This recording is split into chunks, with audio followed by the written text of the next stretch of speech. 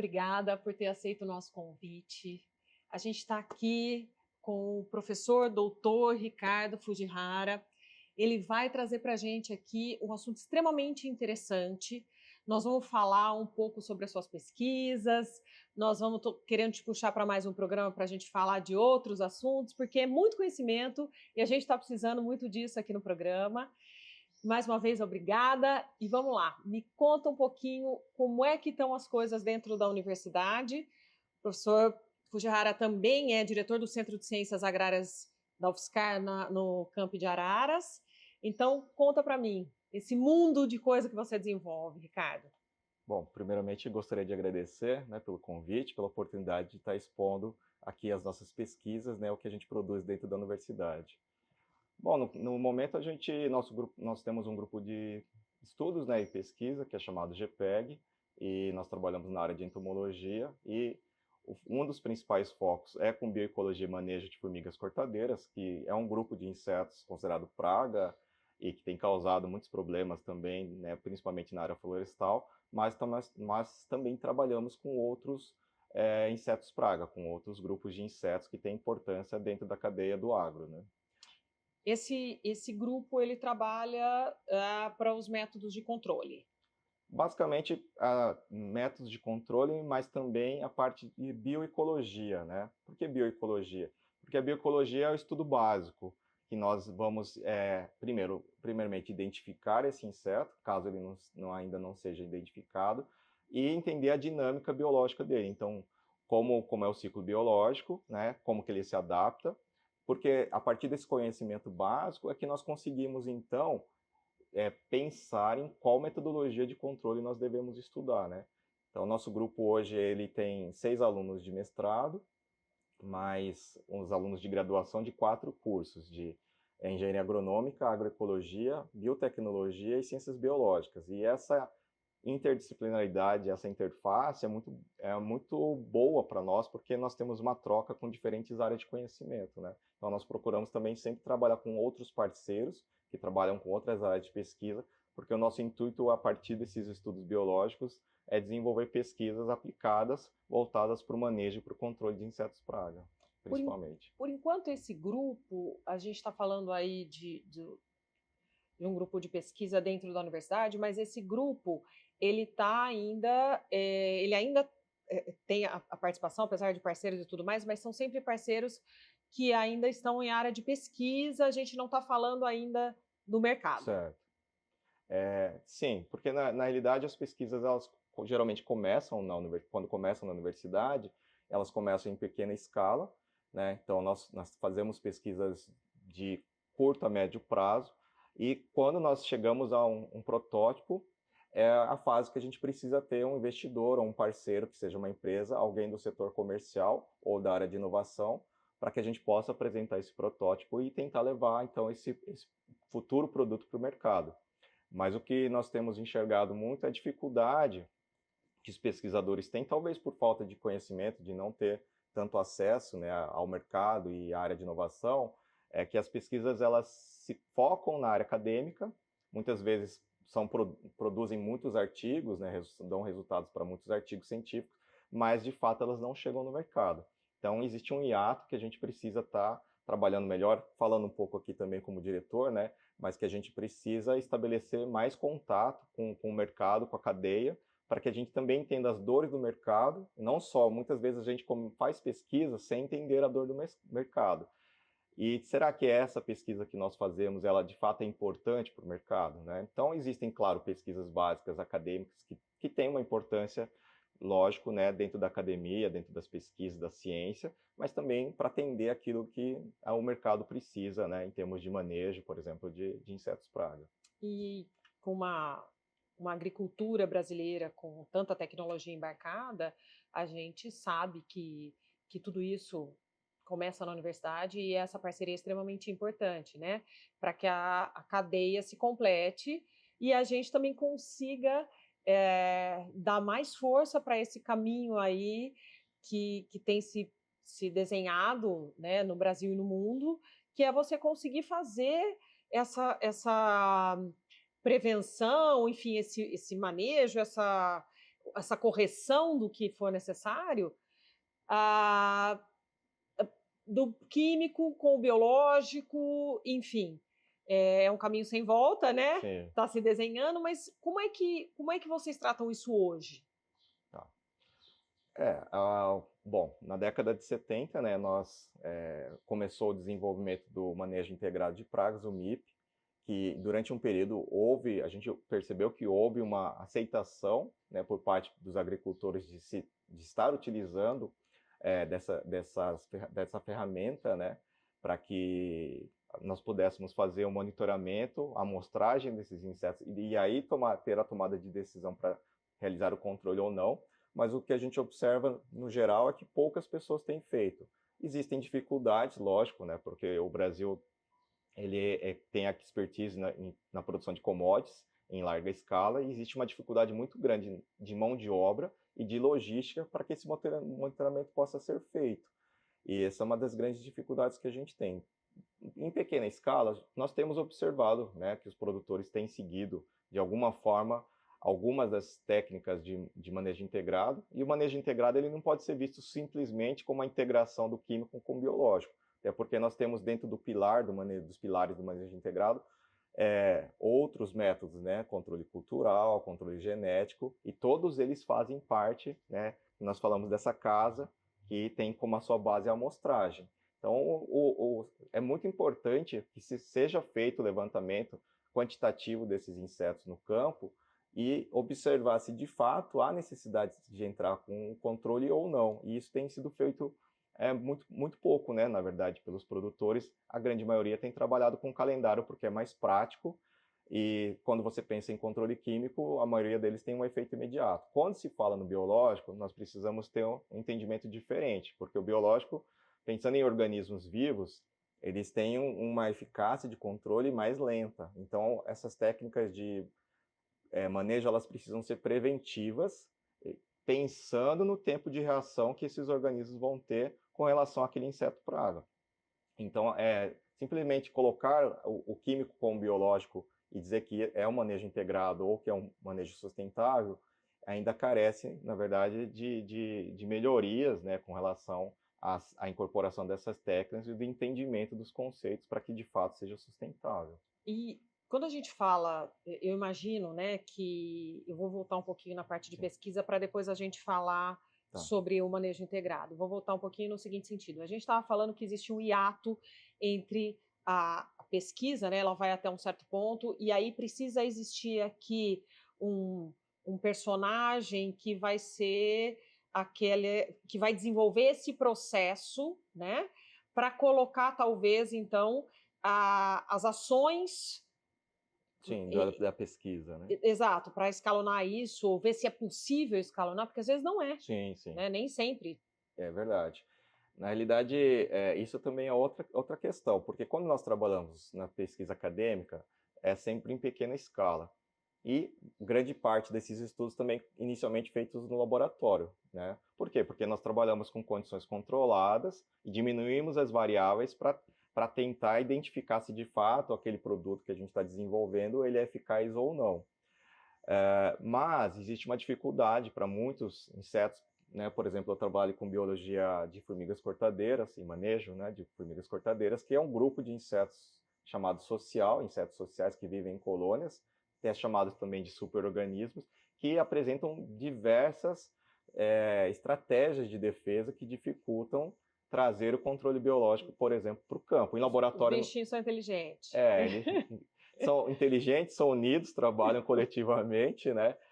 E então, assim, em laboratório, por exemplo, muitas pessoas me perguntam, quando que vai ter um controle biológico para cortadeiras? Porque a gente tem a sulforamida e o fipronil no mercado, e existe um risco deles não terem que ser retirados, mas as pesquisas com controle biológico já datam de pelo menos 40 anos. E o que a gente observa sempre é que em laboratório, ok, mas quando nós vamos levar para o campo, considerando um ninho adulto com 30, 40 metros de diâmetro, até 7 metros de profundidade e com milhões de indivíduos, isso muda totalmente o panorama, né, desse controle. E com relação a esse acesso do pesquisador com as empresas, existe sim um hiato, né? Mas eu vejo que as empresas também começaram a se movimentar pensando na inovação aberta, então criando editais, né, junto a parceiros, é, empresas que captam investidores ou, por exemplo, institutos de pesquisa, para que os pesquisadores participem desses editais e mostrem o que eles estão desenvolvendo e se aquilo atende à dor do mercado. Então, me parece que está tendo uma evolução, né, por parte das empresas, mas eu entendo que nós, pesquisadores, precisamos entender também melhor o mercado para poder chegar e ter acesso e Fazer esse movimento para que se encontrem mais rápido, para que a né? gente tenha investimentos, porque é a partir do investimento da empresa que a gente consegue escalonar e observar se de fato aquele produto ele pode ser produzido em larga escala ou não, né? E é uma necessidade que está latente aí, Sim. né? O mercado está aí, a gente sabe que existem princípios ativos que talvez não estejam daqui a pouco no mercado. As pragas estão aí, elas vão continuar trabalhando bonitinha, então a gente tem que isso realmente. Então, quer dizer, na realidade, existe o instituto, talvez, que faça esse papel, plus agora as companhias entrando junto a esses institutos com esses editais Sim. e tal, e os pesquisadores que têm que entrar também junto, né? Os professores, os institutos, isso. enfim, unir isso. E aí o governo pode dar uma Também. Secretaria de Agricultura pode dar uma amarrada, uma apoio, uma costurada articulação, nisso, isso, né? exatamente. Acho que é o caminho mesmo, né? É onde a gente vai precisar Sim. chegar. Bom, aí vamos voltar para o manejo integrado de pragas. Certo. A gente falando de manejo integrado, a gente entendeu que hoje vocês têm, os pesquisadores, enfim, vou falar do grupo de vocês, Sim. vou falar do seu trabalho, vocês têm hoje um trabalho sendo desenvolvido para que vocês consigam fazer esse controle, enfim, a identificação e o controle dessas pragas, mas ela precisa, é necessário que exista esse manejo integrado para colaborar com aquilo, quer dizer, já foi dito lá atrás, Sim. na década de 60 e 70, que esse é o caminho, e a gente entende que em larga escala, em grandes propriedades, isso é difícil. Nós temos aí a ideia, né, a novidade também da tal da agricultura 4.0, a gente tem algumas plataformas que falam hoje sobre a identificação de pragas, a identificação de aumento de temperatura no solo, enfim. Existe hoje, você tem conhecimento hoje de algum tipo de plataforma que pode colaborar com isso? Ou você acredita que é esse o caminho, ou um dos caminhos? Como é que está como está esse papel no mercado? Na realidade existem sim plataformas sendo desenvolvidas, né? Quando nós falamos de inovação, a inovação na área de TI ela é muito mais rápida do que no agro, e lógico, pelas próprias características intrínsecas de cada um. Existem plataformas, por exemplo, na minha área, né, de principal, que é com formigas cortadeiras, existem ferramentas que ajudam a empresa ou o produtor a entender o momento certo e como fazer a aplicação das iscas formicidas no campo. Mas carece também, claro que existem dificuldades operacionais, mas que também carece do produtor, principalmente o pequeno produtor, se aproveitar mais das tecnologias, das ferramentas que existem aí, né? A gente tem falado muito de drone também, mas não é simplesmente só colocar o drone em campo, né? Existem várias configurações ali que precisam ser ajustadas para cada necessidade. Claro que é um equipamento super útil, né, na parte de referenciamento, de monitoramento, de aplicação, e que precisa estar cada vez mais estando adaptado para as necessidades do agro. Uma das dificuldades que a gente tem, nós temos drones, né, para estudo lá, mas uma das maiores dificuldades é o tempo de duração da bateria, que ainda é curto, né? E isso impede que você utilize o equipamento por um tempo maior, né, de uso. Mas claro que a tecnologia tem avançado de uma forma muito rápida e a gente entende que sim, nós temos que associar a agricultura voltada para a biotecnologia junto com a tecnologia da informática, né, para que em paralelo nós consigamos então criar protocolos mais sustentáveis, mas ao mesmo tempo que atendam uma maior gama de produtores, de pessoas aí envolvidas no mercado. Mas o que eu vejo também é que dentro da universidade, a vida de vocês são realmente a captação e análise de dados. E para qualquer plataforma, qualquer desenvolvimento da agricultura 4.0, seja o que for, esses dados precisam ser alimentados para que realmente faça-se alguma coisa com eles, analise Sim. ali e aconteça alguma coisa. Eu vejo que dentro da universidade, isso é a vida de vocês. Sim. Bacana. Mas aí a gente vai e passa para o produtor. E quando a gente fala de grandes produtores, eles têm hoje esse departamento dentro da agroindústria, Sim. né? Mas são os que mais têm dificuldade, talvez, de fazer com que esse manejo integrado aconteça por causa do tamanho das Sim. propriedades e tudo mais. Mas o pequeno agricultor também, né? Ele precisa ter essa... Eu entendo que para o cara que trabalha no campo, às vezes é muito difícil falar, puxa, a vida mudou de novo, eu tenho que sentar agora no meu escritório e ainda colocar dado dentro de uma plataforma, mas não tem outro jeito. Sim. É assim que funciona desde sempre, né? Na realidade, assim, é claro que quando você pensa numa empresa, né, que ela deixa de ser um pequeno produtor, ela tem todos os setores ali de uma empresa para que possa, né, analistas que vão estar verificando esses dados e fazendo a melhor proposição, né, com relação ao manejo que seja. E o pequeno produtor, ele é muito executivo, né, ele não tem tempo para pensar. Então, acho que uma das dificuldades é essa. Mas a universidade, não só no aspecto da pesquisa, que a gente comentou, né, desse ato com as empresas, mas eu entendo que a universidade precisa ter uma ação mais extensionista também, né? Nós precisamos chegar também, nós como pesquisadores, mais próximos do pequeno produtor, fazer mais trabalhos de divulgação, dias de campo, né? Ter ações pontuadas ali para essa instrução, né, para essa formação.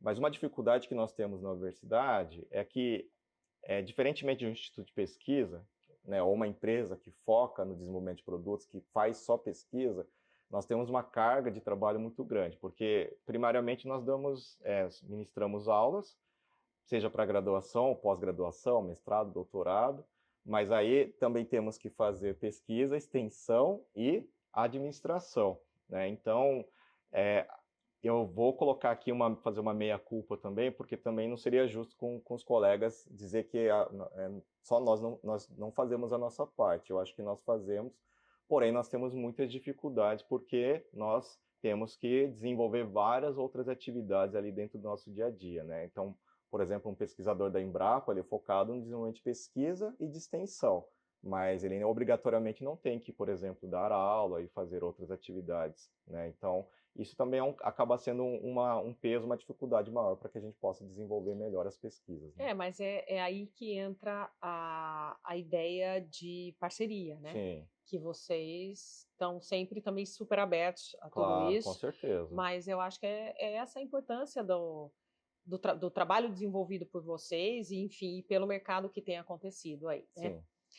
Sim. Eu acho que nós temos um grande caminho aí pela frente ainda, né? Para conseguir desenvolver tudo isso. E, Ricardo, eu queria pedir uma coisa para você aqui, falar um pouquinho sobre a área específica que você tem de estudo de pesquisa? De estudo de pesquisa sobre as formigas cortadeiras, certo. Pelo seguinte, eu sei que você é professor da universidade e tudo mais, mas vamos dizer que eu estou precisando, eu tenho uma área rural e eu preciso... eu sempre gosto de colocar uma situação hipotética, mas com realidade. Sim. E eu não sou uma grande produtora, mas eu sou uma pequena, uma média produtora aí, e eu estou com um foco complicadíssimo aí de formiga, e eu entrei em contato com a universidade, quero entrar em contato com você para montar um plano de como agir um processo dentro Sim. da minha... É possível isso? Sim, você faz esse tipo de coisa? Você ajuda nesse... Sim, eu faço, né? Vários colegas, inclusive, fazem também. Já atuei com algumas propriedades, né, empresas aí, eu não vou citar nomes, né, mas que do mercado, e que a gente desenvolveu um planejamento, né, de manejo. Eu não falo especificamente de controle, porque como nós temos, por exemplo, empresas que trabalham com agricultura orgânica que não podem fazer aplicação de sulfuramida, né, e fipronil. Então, nós trabalhamos no intuito de criar um planejamento mesmo com diversas técnicas de manejo, por exemplo, o monitoramento né, dos novos ninhos. Então, no final do ano, quando acontece a revoada e as içás, ou tanajuras, elas saem dos ninhos matrizes para fundar novos ninhos, existe uma possibilidade de você fazer o monitoramento desses novos ninhos e fazer um controle pontual. Que aí, a grande dificuldade hoje é fazer o controle quando o ninho já é adulto muito grande. E aí, mesmo utilizando de determinados métodos, sejam eles químicos, por exemplo, existe uma dificuldade nesse processo. Então, a gente pode estar associando esses métodos de monitoramento, de acompanhamento, até com georreferenciamento, porque geralmente, nos locais onde já existem ninhos adultos, não há fundação de novos ninhos, né? As formigas, elas são territorialistas, então elas ou exterminam, né? Mas procuram não permitir com que novos ninhos sejam fundados lá, mesmo que sejam da mesma espécie, mas são populações diferentes. Então, se eu coloco uma formiga da mesma espécie, vamos supor salva-limão, mas de ninhos diferentes, elas são agressivas, né? Elas não se conversam. Tem isso? Tem isso. Então, uma forma, por exemplo, é fazer o monitoramento, identificar onde estão esses montes, esses morundus, os montes de terra que identificam esses ninhos de cortadeira, e já entender que naquele espaço onde ainda não tem a presença delas é um local propício para que aconteça. Então, a gente pode trabalhar com alguns métodos preventivos, fazer planejamentos, ou, por exemplo, às vezes as pessoas trazem algum produto, né, que tem no mercado, a gente pode fazer testes em laboratório e verificar se de fato é eficaz ou não antes que elas façam aplicação em larga escala, e aí podem ter perda de financeira, de tempo. Então, nós podemos sim dar consultorias, né, fazemos associações com parceiros externos para fazer essas recomendações e tentar levar o melhor caminho, né, indicar o melhor caminho para eles. Aí, antes de eu, produtora, chegar em você, eu gostaria muito de saber que tipo de formiga, que tipo de inseto que eu tenho ali. E aí você me contou que é só eu simplesmente... Olha, gente, é mais fácil do que você imagina.